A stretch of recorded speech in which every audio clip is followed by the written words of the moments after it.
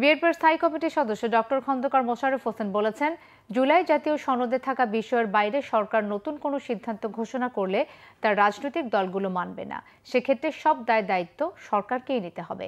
BNP চেয়ারপারসনের গুলশান কার্যালয়ে সংবাদ সম্মেলনে এসব কথা বলেন ডক্টর খন্দকার মোশাররফ হোসেন। তিনি জানান, সোমবার রাতে বিএনপির ভারপ্রাপ্ত চেয়ারম্যান তারেক রহমানের সভাপতিত্বে দলের স্থায়ী কমিটির সভায় জুলাই জাতীয় সনদের বিষয়ে আলোচনা হয়েছে।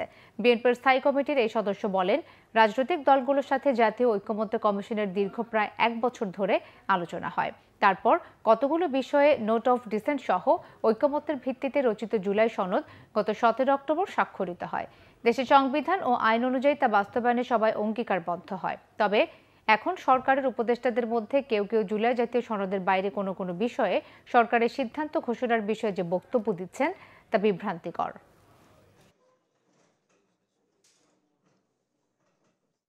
সরকারের সিদ্ধান্ত ঘোষণার ক্ষেত্রে যেসব বক্তব্য দিচ্ছেন তা বিভ্রান্তিকর এবং ঐকমত্যের ভিত্তিতে গৃহীত সিদ্ধান্ত অগ্রাহ্য করার শামিল।